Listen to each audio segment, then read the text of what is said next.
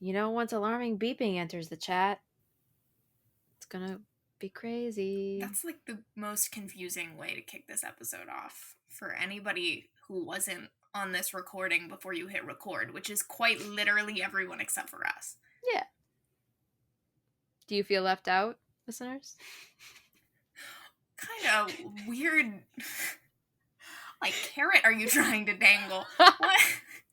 They want to know about the beeping. They don't.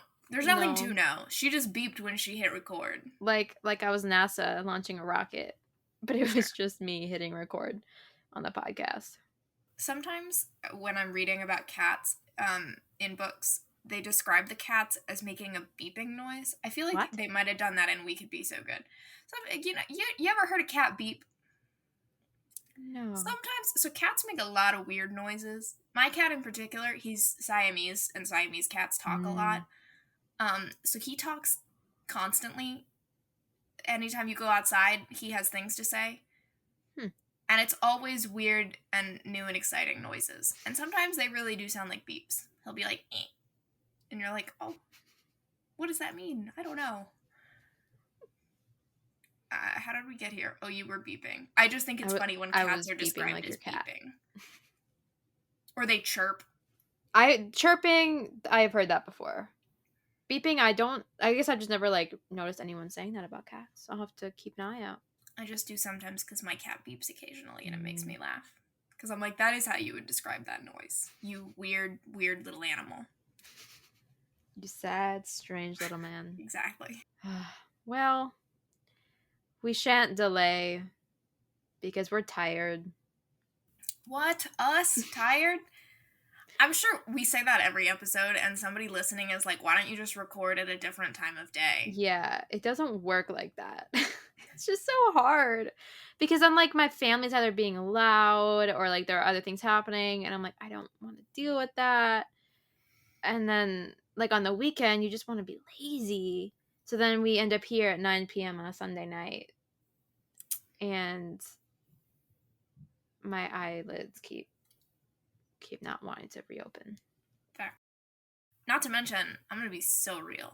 Keeping it real today, listeners. Ooh, no matter what time of day we recorded, I would probably be sleepy. That is so true. I just love sleeping. I'm just love sleepy all the time.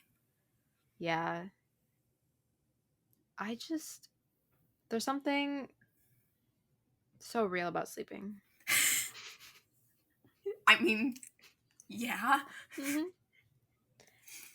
I love it so much. You ever think about what the first person to ever go to sleep must have thought? It'd be terrifying, honestly. Because sometimes when I'm falling asleep, I'm like, what if I'm dying? You ever have that? You're like, what if I just don't wake up? No. Okay, well, sometimes... I can't wait to go to sleep now. Oh, no. I don't know. Sometimes I get I'm like, well... It makes me think of the prayer that I used to say all the time as a kid. The little ending was and if I die before I wake, I pray the Lord my soul shall take. Oh my God. Yeah. Dark. Dark. I mean, reasonable that you would be like, if I die in my sleep. I mean, yeah. Hope I see you, but dark nonetheless. Dark nonetheless. Yeah. Well, here we are. Romancer TBR. Here we are indeed. I was trying to find, I really feel like there was a funny where I just finished, well, actually, let's just jump into it, shall we? Hell yeah. TBR Tuesday, because I just finished We Could Be So Good. Yes, you did. Which I won't talk too much about because you've talked about it before. Mm-hmm. And also, it was for my Fable book club, so if you really want my thoughts. I saw your little updates, I was like, haha. I never have anything super insightful to say in those, because I don't tend to have insightful thoughts until the end, and I can kind of reflect back, but I want to, keep people posted as I'm reading, because that's the whole point. Mm-hmm. So my updates are always just kind of wow, I love him. You reference some person, historical writer person. There's a book throughout that Mary Reynolds, is that what you're thinking of? Yeah. And I thought that was impressive. Well, so I've read... So throughout the book, they reference this book that a book reviewer that works at the news, whatever. Oh, that one, yeah. That he, like, leaves a galley copy of, and the whole thing like, is I don't want that to read it. he's like, I don't want to read, like, Kill Your Gaze, essentially, because all of the queer books, they have to be miserable or dead at the end, because it's America in the 50s. And the guy is like, this one's not like that, but he doesn't believe him until Andy reads it, and is essentially like, I mean, they're not, like, super happy, but they're not unhappy either. And I was like, Mary Reynolds, I didn't know that she had written, like, World War I era historical fiction, because I read her Alexander the Great historical fiction, and it was gay, but not overtly. Gotcha. It very much reads as, like, they're in love, but we're not really going to talk about it that much. Because, like, you know, Alexander the Great was almost definitely gay. Speaking of which, this is not related to the topic at hand. However, I just need everyone to know that I found a t-shirt on TikTok that I'm definitely going to be purchasing at some point. That it's, like, the Alexander the Great World Tour. Like, it's a tour-style t-shirt. Like, rock and roll. And on the back, it's got a list of all the cities he conquers. But then any of them that aren't already called Alexandria, it's scratched out and renamed Alexandria. That's funny. I'm really excited about it. Do you have, like, a fascination with Alexander the Great? I just really like Alexander the Great. Huh. I was a classics minor. And that was... I read... He conquered your love. Yeah, sure. I just think he's neat. I mean, he sure did conquer a lot of places and rename them after himself. I used to know a lot more about him, and I've forgotten most of it. But that was a really good historical fiction. So, Mary Reynolds. Would recommend. I've got a bunch of her other... She wrote a bunch of, like, ancient Greek and Roman historical fiction. And I need to read them. Anyway, what was I going with that? Oh, I was trying to find the ebook of We Could Be So Good. Because... there's a cat in that one, and there's at least once where I'm pretty sure Cat Sebastian uses a funny, like, beep or something like that to describe the noise that stupid cat makes. That cat was adorable. I love that stupid cat. It's fine. We'll come back to it if I can. It's not available at my library. I was gonna say, yeah, I looked, because I wanted to search it for the Speak Now pairing, and then I just had to get my physical copy. Yep. It's... not on script either. Oh, well. It sucks. I know, every book that I wanted to search for those pairings that I couldn't access, I was like, well, sucks to suck. Indeed. Because I'm not going to, like, place a hold. I wish you could, like, search an audiobook, and then it would just bring you to the time when they say the word. It would take a lot longer, but it would be very useful in my experience. Twould. Well, if anybody knows what I'm talking about, if they're like, oh yeah, I don't know if it's beep, but it's something like that. Beep. Interesting. Well, if I reread via audio, I shall let you know. I really liked the audiobook. I liked the narrators a lot. I just can't handle third present, especially in audio, so I had to read it physically. But either way, great book. I love it so much. Well, it was so long ago. I read Business or Pleasure by Rachel Lynn Solomon. I think it's coming out on the 11th, or it's already come out. I think it's already out. Well, today, the 4th, when this goes live, it's the 11th. Either way, you're right. By the time it goes live, now. Because I pre-ordered. Was it really that long ago that I pre-ordered it? Because I just pre-ordered it. Like, the day before, you couldn't pre-order anymore. So it must have been, I think it came out this past Tuesday, because I pre-ordered it Monday night when I saw the ripped bodice thing, because she's going to sign them. She was going the week of her promo and stuff. So that one was great. I had the audiobook from PRH, so I read it, a while ago. But the one night, so, like, the entire premise is just, like, sex lessons. Because he is, like, a child. Was he a child actor? He's some star. It's kind of like Teen Wolf. So, like, he's, like, the Styles Stilinski character of, like, this, like, Teen Wolf show, and then they're, like, grown up. So then, he's dealing with kind of being, like, a B to, like, sometimes maybe an A-list celebrity. And then she is going to be, I think, the ghostwriter of his memoir. And they have she like shows up at a bookstore that she's at, and they like hit it off, and they go and have a one night stand. It is the most awkward, jaw dropping. My God, what did I even write? It was like hot and he like said hot and ready, like it. Little Caesars up in this bitch. It was, yeah, literally there was so much lube. It was hot and ready. It was insane. I hadn't read the back of this book before I started it. And I was like, okay, he's going to be the hero because he's getting a lot of like character description. This makes a lot of sense. And then that happens, and I was like, holy no, this kid, like, he cannot be redeemed. Like, that is not possible. He is, and then, and then I still didn't go back to read the summary. I was like, why ruin a good thing? And then turns out that he gave her a fake name. He was indeed the celebrity, and she has to write his memoir. And sweet Jesus, the work that man did to redeem himself. Like, I did not think it would work, but it did. It's my favorite of her books now. Like, especially her adult stuff. I don't know if it, like, I mean, you can't even compare it to today. I don't, whatever the fuck that book's called. It's the blue one. I have no, I don't know. So those are my two favorite from her, but this one was it was like a pure rom-com in the purest sense of the word. Like, it went back to the roots. It was so good. The audiobook was great. The narrator was fantastic. I loved it so much, and it really gave Stiles Stilinski fan fiction vibes, and I adore that because I sure love Stiles. So I had a great time, and my jaw was on the floor. Like, whatever I say, you're not ready. You're not hot and ready for that chapter. But, like, ooh, and he was so upset. He thought he was so good at sex. And then he texts all of his past girlfriends, and he's like, was I that bad? And they were like, yeah. And he's like, oh no. He's like, please teach me. Oh, God. Someone delivered on the sex lessons. It really did. It's giving To Love and to Loathe. Mm-hmm. Where he's like the notorious rake. Yeah. And so she agrees to like sleep with him, and he's so bad. And whatever. She's like, what is going, like, why are you so terrible at this? And he's like, what? Yeah. Oh, I love when they're shocked. Mm-hmm.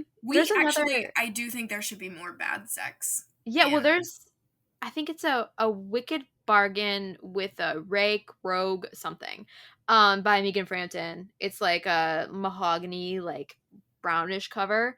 It's in her Hazards of Duke series, I think. He thinks he's great, and he is not. And that the vaguest memory I have. Sure. But it's in that one, too. So we've got 3.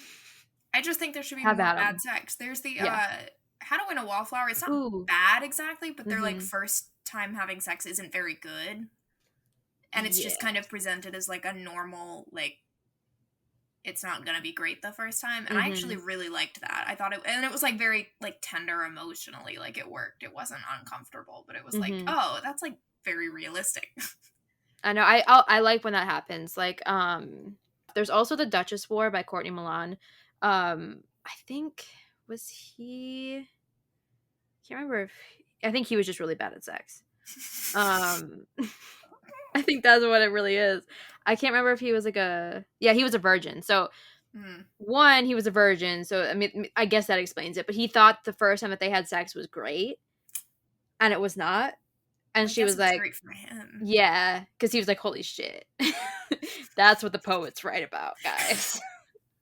I understand now. I am part of the knowledgeable. Poets. And that's also Eloisa James's Rapunzel one. Oh, I think he was also a virgin. They were both virgins, and it hurt so bad for her. And he was just on cloud 9. And because like they got married like super fast, and it was like crazy chemistry. He played the cello, or someone played a cello, and then like and then they had sex, and she was like, I am never doing that again. She like locks herself in the tower. He is distraught. It was honestly, I didn't even like the book, but it was hilarious because it was so bad. So apparently that we know a lot about that one. Once Upon a Tower is that one, but it's so fun. Just the horror that they feel when they're like, "You're not satisfied." Like what? As Okay. they should. As they should, yes. And that one she doesn't really tell him. She just like, I think she just like shuts down and just escapes. And he's very confused. But I think most of the other ones, like, they're like actively like, hey, you need some work. So that was mine. Got some notes for you. Yeah. Big Diana energy. Oh, she like wrote him like a syllabus in Business or Pleasure, I think. Like she had like a full, like she was invested. It's giving the Kiss Quotient. Yeah. That's another one of my favorite sex lessons books. Yeah. The Kiss I need Quotient, to reread it. God, that book hits every note. Yeah. It's fine. Helen Hoang, I will read anything you write, and it will own me. Let's see. I'm trying to look at like what I read in July that isn't something we already discussed. I know. It was daunting for this episode because we haven't done like a normal. I'll throw out. I won't really talk about it because I know we're planning on doing a full episode about it. But I did read Queen Bee. Oh yeah. By Amalie Howard. Mm-hmm. I don't really care for YA most of the time, but I'll take a YA historical. And I think that one was really fun. Like it quite literally is just like a vibe. It is, honestly. Like, go get your revenge, girl. Make her suffer. Make him suffer. Yeah. Because when you start, you're like, does she really deserve? Like, is she just kind of a mean girl? Does she deserve? And then you're like, oh. Yeah. It gave me everything. Like, it was. I love that book. Because yeah, I love when the YA and the historical like intersect, and I'm like, oh yeah, that's good. Das Auto. That's good soup. Oh, that's a throwback meme. But I guess that doesn't really count as my submission. Speaking of good soup, I did read The 7-Year Slip. My in-person book club picked that for our July book, and the audiobook came in, and I was like, I guess I'll read it way early, because normally, even for my own book clubs, I'm reading them the night before. I'd read that one the night before, and after, and I love that book so much. I know you do. It didn't hit for me the way it did for you, but that's okay. I think Ashley Poston's writing is just not for me. Or not for me. Like, I gave it 4 stars. Because did you give 3 stars to The Dead Romantics? Yeah, I didn't care for that one. I think part of it is just, it does that thing that most contemporary romances do, where it uses, like, too many contemporary references for me. She does that a lot, yeah. Tries to be, like, funny, and I'm like, your humor and mine does not align. It's fine. I gave it 4 stars. It was more, like, the romance itself was not something that I was like, oh, yes, the best romance ever, but I think that the time travel aspect was done really interesting. Yeah, have you seen The Lake House? No. It's based on The Lake House, which is Keanu Reeves and Sandra Bullock, and that movie is crazy. It's time slip too. So basically, like, he gets a house, she has a house in 2 different time periods. They like write letters back and forth, and then their like presents merge, and then The Dead Romantics was just like heaven, kind of, by with Reese Witherspoon and Mark Ruffalo. So like 2. If you like those movies, those books. Okay. Well, I've not seen either of those. Yeah. Probably will not be watching them, but I thought it was an interesting. It did not go the direction that I thought it was going to go, in a good way. I was kind of worried about it, and then it was lower angst than I thought it was going to be. It was lower angst, and I just thought it was kind of a fascinating vehicle for looking at like processing grief. Yeah. So that's, I think, where most of my enjoyment of it came from. I think the grief aspect was really well done, which I think makes sense when you read her author's note. She was experiencing a loss during the rewrites for the book, and you can, I think, see that. So, yeah, one of the better contemporary. I mean, like I said, I feel like I did not accurately describe. I gave it 4 stars. Like, it was a good book. I enjoyed it. The romance was sweet. I loved his southern accent in the audiobook. Oh, see, I didn't. Oh, I loved it. I guess I am not from the South. It was like I do not hear it often, so it worked for me. Yeah, that's okay. My next one is Her Good Side by Rebekah Weatherspoon. It's a YA. Again, I read this one so long ago. When did I even read that? It was June 2nd. So pardon my memory. But I really liked this one because I feel like I've read a lot of like contemporary like YAs like, you know, throughout my life and especially like recently and stuff. And there's definitely like, I think I saw this on Twitter too. There's a marked shift of kind of like aging up YAs, and like there's a lot of like sex talk in them now, which I think is good. Like there are different like things, you know, when you're a young person reading, it's good to have a range. But I think nowadays it's really rare to find like an older like YA characters who are still like very inexperienced and like very like innocent. And this one I think did it really well. Like they were both super awkward. She had never even had a first kiss. She like had a huge crush on this guy, asked him to the dance. He was like, absolutely no way, sailor. Like I can't do it. You're too innocent. And then the hero, suddenly like he had like a glow up over the summer, so he got really hot. And he had previously like been a nerd, so he didn't know, like he had no experience with girls. He had no clue what to do. He was kind of a lackluster boyfriend to her friend. Like they had started dating like a little bit into the book. The friend is kind of like he is cute, but not a lot going on. And so then they start fake dating to like figure out how to actually date someone and like be a, I don't know, experience or whatever. And so I just thought it was really nice to kind of like take it back a little bit and like experience some of the more innocence of YA. I've just read a lot recently, which again, I think it's a good thing. I just remember like when I was reading YA, like when I was a YA, there was like no sex or any like talks of it or anything. And I feel like 4 out of 5 now that I read are like the one characters at least already had sex, one whatever. So it's just interesting to compare. But it was really cute. The audiobook was really good, and I will definitely reread it at some point. Let's see. I read Someday My Duke Will Come by Christina Britton, which I've been sitting on for approximately a million years. Oh, that's going in my speak now. I know. It probably will make it into mine, although I don't think it'll be the same as yours. I have a feeling I know what. At least I have a couple of options that I feel like you would rank it before the one that I picked. So I'm hoping we have different. It'll be fine. I still have the last book in that series to read, but I've read all the other. Wreck My Heart. Why don't I've you, been Christina? sitting on these latter two because I mean I read the Sinful Spinsters. These three, the green and the pink. Yeah, the 3 I Love Sin books. Someday My Duke Will Come is the second. And I cannot for the life of me remember the titles of the others, but they're related to dukes. It's the one Milan song, A Duke Worth Fighting For, is book 3. Sure.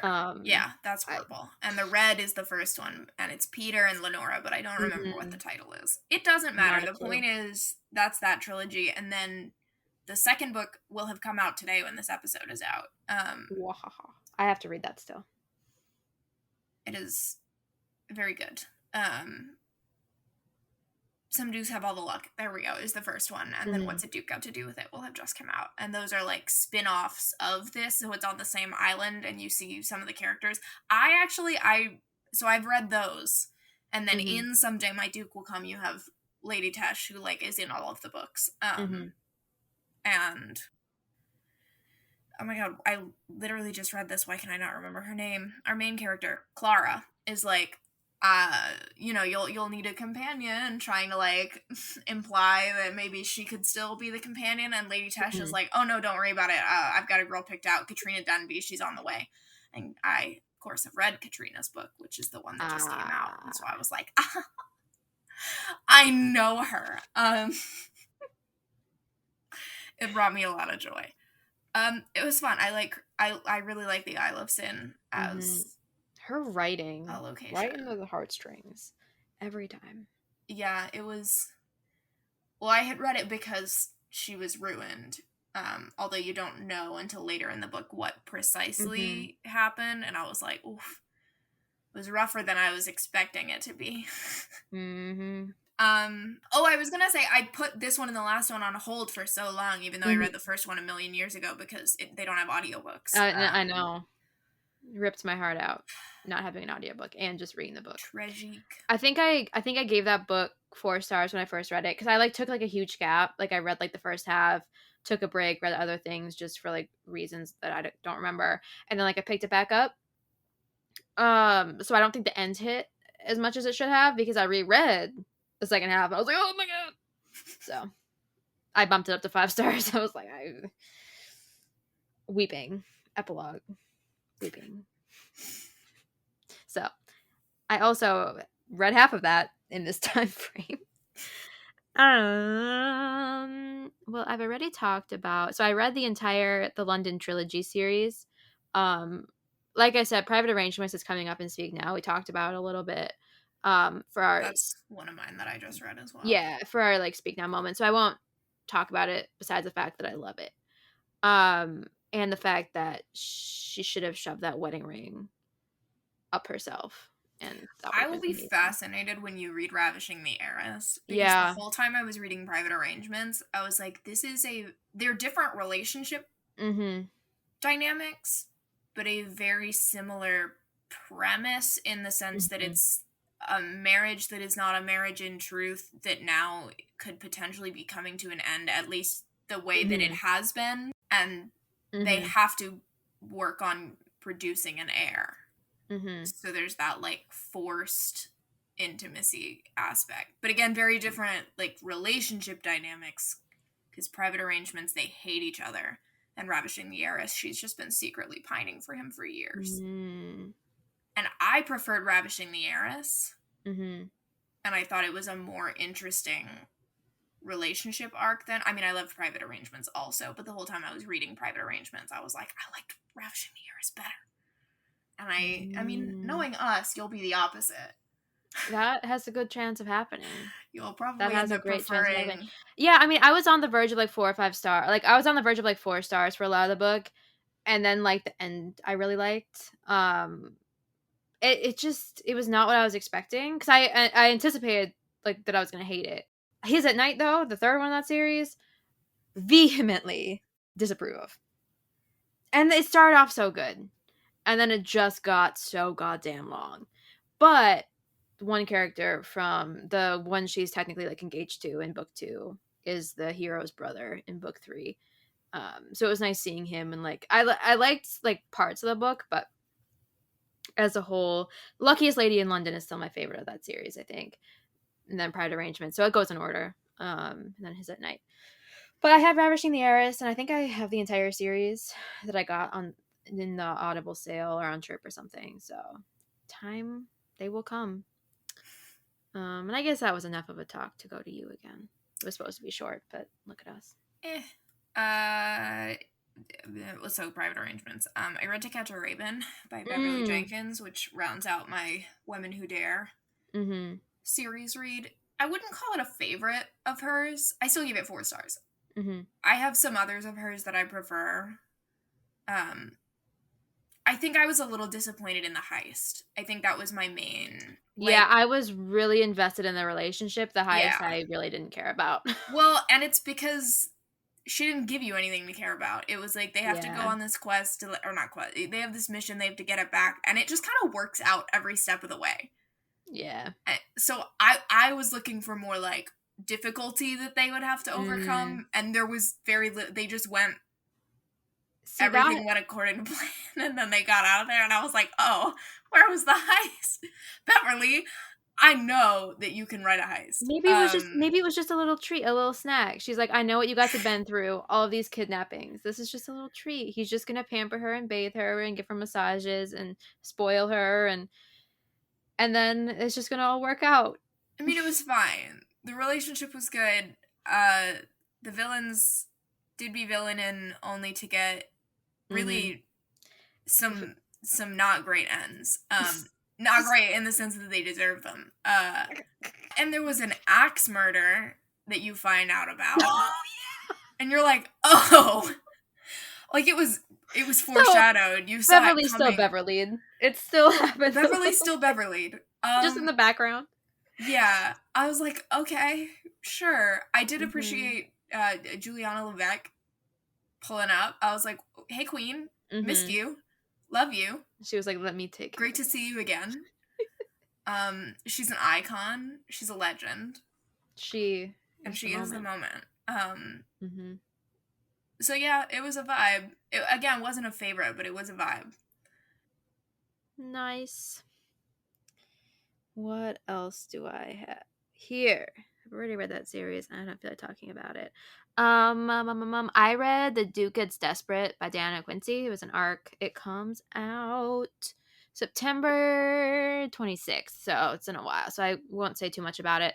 But basically, like, he's been like disinherited like twice. Like, his father died, and so he's obviously a duke. His father, the duke, died, left everything, or like left the castle to his like new wife. So the hero was like miffed about it, but he's like, okay, when she dies, I will get it. Like, that was like understood. So he like had the surrounding lands, and then she had the castle. And then she dies, starts out at her funeral, and then you find out that he was also not given it this time around. He is angry about it. He's a wee bit dickish about it, but it worked. Yeah. And so then you find out that the second wife like gave the castle to the heroine. She had no clue it was coming. She was like in business with her family. Her brother was like trying to like force her out of the business, so then she like went to this funeral and realized she now has a castle. And since he has the lands and she has the castle, it's like a symbiotic relationship, because all of the money the castle would make would be from the lands, stuff like that. And so they have to like work together. He wants to buy it, but he doesn't have the money. It's a whole thing. And they just hate each other, but they're so attracted to each other. There's a scene that like they're just like making out, but they're so angry about it, and it lives in my mind. Like Mr. and Mrs. Smith energy. Like, it just, they were so angry, but it was hot. It was good. It just really, it was just a really good story, I thought. And whenever there's like the forced cohabitation of like the castle and all that, there was like a good drunk scene. It was so fun. It was a little angsty at the end. He was down so bad. I loved it. So yeah, mark your list for September. I had a marvelous time. Yeah, I guess I said like I was gonna keep talking. I don't have any more words. Call me Ariel. I have no words. So true. I just before this call was like, I have to stop saying that phrase because I've said it so many times. Like, it's not funny anymore. I just keep saying it, and yet here we are. Anyway, the last one I've got, because honest to God, I don't feel like going back to my June reads. So we're just sticking with July. I read Knockout by Sarah MacLean, which comes out at the end of August. Listen, I understand that especially these later Sarah MacLeans are not for all historical romance readers. Some folks just don't vibe with like the really overt, aggressive, like take down the power. Which is funny because I vibe with these more than I liked her old ones. Sure. And I was just recently having a discussion with people that were like, that's too... Because I saw so many people hating on Bombshell. And I'm like, did we read the same book? Because he fucks. He's hot. Caleb Most Calhoun? Of the ones that I see are just that it's not as interesting as the more kind of subtle I guess, historicals. Which, if that's what you're here for, peace and love.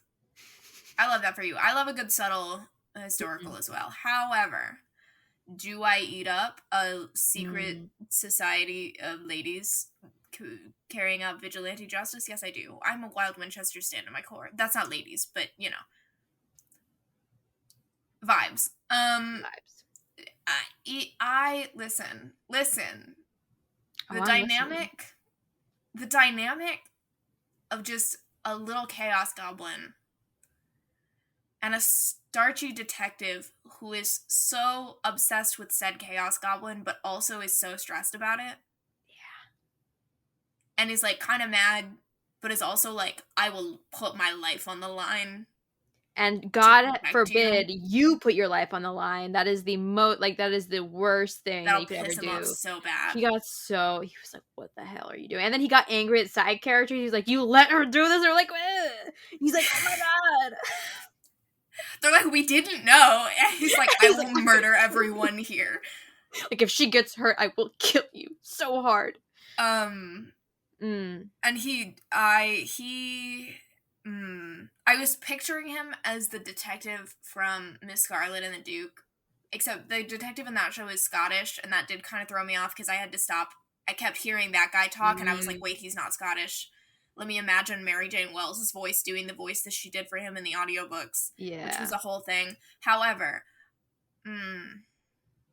Detective Inspector Thomas Peck would have a great day if I had anything to say. If I ever ran into Detective Inspector Thomas Peck, he would have a fantastic day, let me tell you. You would have a terrible day, because Imogen would blow you up. That's true. She would not hesitate. But maybe you'd have a great, like, hour before maybe she was, well, Tommy would never. Let's be real. He would not. There's not a chance. He already didn't realize how into him everyone is. He's like, I don't know, I have the objective idea, like, I guess I'm attractive. I love when that like, happens. I want to eat you whole.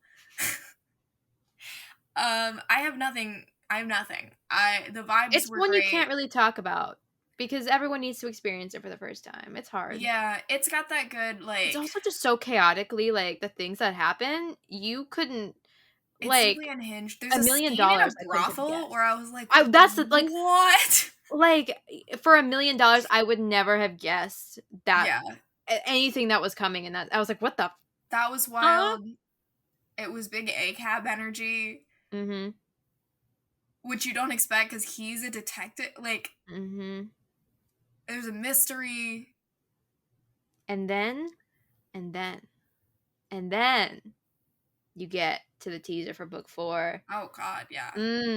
I am so excited. Yeah. Big Imogen Loveless stan over here. Every time there was a sentence that was like, Detective Inspector Thomas Peck was having a very bad day, I was like, that's a direct quote. That's exactly what I sounded like. It was a good book. The only thing I didn't like was that he was really caught up on the class difference. He got over it. It took him a while. But that's never my favorite trope. That one that always grates on me. So, like, but I still give it 5. I mean, it was still a great book. Yeah, there were just so many parts of that book that were just so unexpected. So, wonderful. I think I ended up cutting it from the episode to say, because it was a super long episode, but I read An Earl to Remember by Stacey Reed. Maybe I left it in. It's basically like, if you wanted to write a book for me, write this book and be Stacey Reed. Because the two things, Overboard and Stacey Reed together, are like my, like, 100% my hopes, dreams, wishes. Like, if I had a genie, all 3 wishes would go to this. Like, sorry, world peace. It's An Earl to Remember by Stacey Reed. Like, it is the book. And the funny thing is that I love Overboard so much. We all know this. But the funny thing was, reading some reviews, people were like, what the hell? Like, why is he so bad? I'm like, just girls who get it. And girls who don't. And that is my official statement, because it was perfect. It was so good. It was so hot. It was so perfect. again, it's just overboard. He is a nasty Earl. He's like gonna have a threesome. He thinks she's in on the threesome. She's the caterer on his like houseboat. He has a horrible mistress. She pushes him off the boat. He gets amnesia. She like rescues him, and she's like, the funny thing is that in the movie he like takes Goldie Hawn as like a little bit of revenge, but like in the book, because they made out like once, like he like thought she was in on this threesome, and she was kind of like, I mean, he's hot, but like I'm not, but also, so the only thing he remembers is when he sees her is that they like had a passionate affair. It didn't go any farther than that, but in his mind, he like knows what she feels and tastes like. So he's like, I know her. I have had intimate knowledge of her, and so she's immediately ruined. She's like, I like you. That's not me. Like you don't know me. And he's like, no, actually, I know you. Like I don't know much, but I know you. And so she has to like claim him as her husband. That like they got married like super fast because she'd be ruined like otherwise. So I thought that was really fun. It was just a really great book. I eat up amnesia, so I know. No surprises there. I just was like, this was like one of my most anticipated reads for the year. And it delivered. Boy, did it deliver. So that's all I've got. Like, and like the food content. Oh, and then she's got like she's got her siblings. So then, yeah. And then he cooks for her. It's a whole thing. So when is that out? I don't even know. It's out in my heart. August 22nd. So go forth. So same as Knockout. Ah! What a great day. What a great day August 22nd is going to be. Yeah, I love that book so much. Stacey, her writing. I love it. And I guess like you say, you don't have any more, do you? No. Nice. Let me see if I do. Unplug my phone. Beebity boobity bobbity beebity boop. Ooh. Bibbity bobbity boo, but if it were scat jazz. Wait, that would actually kind of hit. Somebody who can do scat. I was like, I can't. I don't even know. Bibbity bobbity boo for us. I read A Lady for a Duke, which is great. I'll be talking about it more in a future episode, so I don't need to talk about it now. You've already talked about it, but it was so good. So I read that one. That one was on my TBR for ages. I did read the first 3 Maiden Lanes that I hadn't read. Wicked Intentions, Notorious Pleasures, and Scandalous Desires. Of the 3, Wicked Intentions is my favorite. Of those, I really enjoyed that one. It's a fun book. It was really fun. It's wild. It was wild. The third act of that book is actually insane. There's no reason for that to happen. I was like, whoa. It's also one of my favorite examples of the historical romance hero who's like, oh, I have these dark, twisted sexual proclivities, and then it's just the most he's like, I mean, in his defense, he is touch-averse, so that adds a layer to it, but for the most part, it's just that he likes to tie up and blindfold his partners. Mm-hmm. And it's like, my dude, that's just bondage. Like, yeah. And then, unfortunately, people are being murdered in that fashion, and he's like, oh, shit. Yeah, that's rough for him. That's really rough for him. I think my favorite part was it was a great, this isn't even, it was just a great murder mystery. I was like, what the fuck is happening? But, I just love how he was so uninterested in love until he found her, and then he was just so hurt at the end. Like, he was just so, like, he was down so bad, but he, like, stood up for himself. It's like, I deserve it. Character. Lazarus. Well, because then he shows up, in, I think it's that Duke of Sin, the crazy one I read for the Valentine episode, because his name is Valentine Napier. Whoa. Lazarus shows up. So I had read Duke of Sin before this one, because the heroine of that has some connection to that family. My review of Duke of Sin. Well, shit. I mean, that stands. What a crazy book. I mean, so yeah, Everything that I've learned about Maiden Lane, because I've only read the first one, but everything which I is hear about nutty, Maiden Lane is like, huh? honestly, because then like this number 2 could have technically worked for like our like a love triangle situation, but I didn't enjoy it as much. Scandalous Desires was the charming Mickey. The River Pirate, yes. The River Pirate. It was an interesting book. It wasn't my favorite. I actually will just never recover from his character introduction. The introduction hit so hard. There was I don't remember if you left it in whatever episode we were discussing. No, it's in the bonus episode. Okay, so if you're subscribed to the newsletter, you can listen to the the our bonus entire episode. Unedited. Rambling. So we don't have to talk about it now, but Jesus Christ, nothing hit me. That smacked me across the face. There's no reason for Elizabeth to have written that. No, because then because like I said, I think in our last episode, like I saw that character. She was happily married. I was like, oh, that's cute. And then he was bad at sex. I was like, oh, I understand now. Right, I see how this all is going to start. Marked for death, if you will. Marked for death. Because he won't go down on her, so. In the daylight hours, and wouldn't go down on her. Like, it, I mean, don't do that if you want to stay alive, I guess. So, like, the setup, I think, was just, like, the book itself was very good. I liked a lot of it. I'm not sure if I liked Ashford McNabb's accent for him. It wasn't my favorite. And then the audiobook itself, I lost some steam because I was getting to their first sex scene, and then it just skipped over.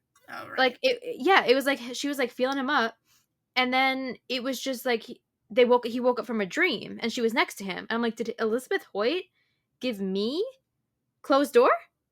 I was like, what? I was scandalized. And then I rewound it. I was like, what am I missing?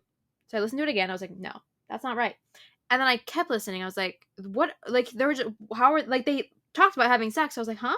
And so then I go to my physical copy. Lo and behold, they cut 5 pages of the sex scene.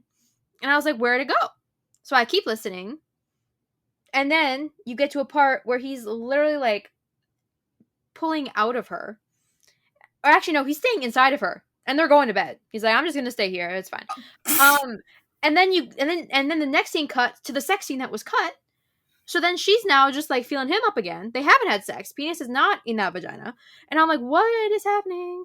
And then there was a dream that he had, and then that dream is then pasted like at the end of it. Like, that editor, whoever edited that audiobook, and it's been out for a long time now, I don't know what happened, but it kind of harshed the vibe a little bit. I was like, it was 4 a.m. I was so confused.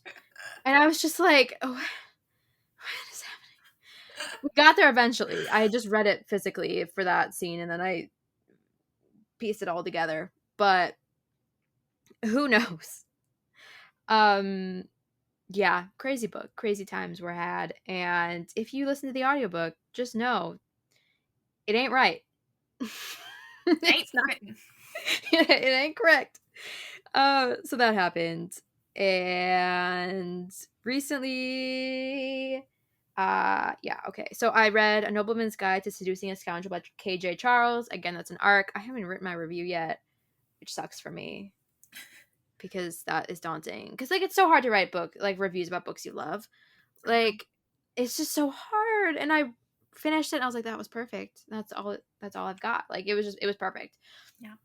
Everything that happened in The Country Lives of Secret Gentlemen was just like amplified, like the romance. Like, this one just like it was just so good. Like, the one character, like I said, it was like Luke, who is the 13-year-old in Secret Lives of Country Gentlemen, and then it's 13 years later, so he's like 26. And then there's what is he? Is he an Earl? Yeah, Earl. So I went back and reread a part of The Secret Lives of Country Gentlemen, and it like introduces like the characters of this book there. They're like he's like the Earl of Oxney, and they like come up in that one. And just like the relationship, Luke he's scheming, and you don't know what his scheme is. And then like it gets revealed and things happen, and the groveling here was key. It was a really good grovel. It was just so good. And it was hot. I think it was hotter than book 1. The relationship hit harder for me. I loved the heist of it, like everything that they were doing.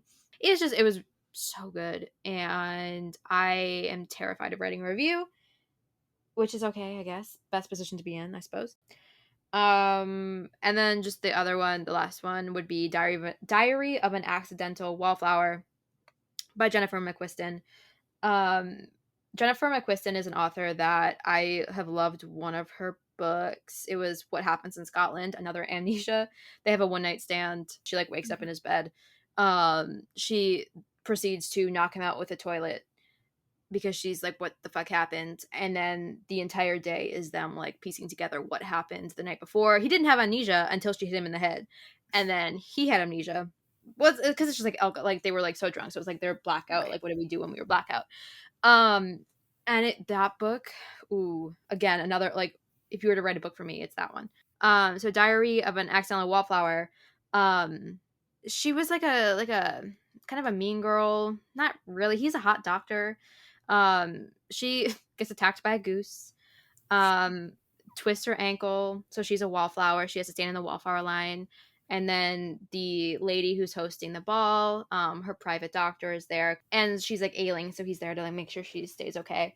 And so then he like checks on her ankle, and they fall in love throughout the book, and it was really good. He was a hot doctor. And I just really like the mean girl characters and seeing them. And it wasn't even really that mean. She was just kind of like stuck up a little bit, and didn't think that she could ever lower herself to a mere doctor. But it was really fun. And then one of her sisters is the heroine of the next book. Yeah, it was really good. So that's all I got. But expect more on the other books as I read them. And that's all. Yep. We read, and that's all she wrote. Yep. Mm-hmm. I got nothing else. No. Currently reading Dreaming of You. Yep. I'm excited for that. Yep. For that episode. People keep swiping up on my Instagram being like, this is your first time? I'm like, yeah. Yeah, it is. Well, there you have it. Go forth, listen to Dreaming of You, and stream Speak Now Taylor's version to prepare for the next episode after that one. So long. Farewell. Auf Wiedersehen. Adieu. Adieu.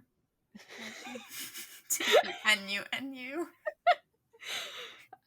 You needed to finish that out. I had to finish. Yeah, I needed to get to the rhyme. Mm-hmm.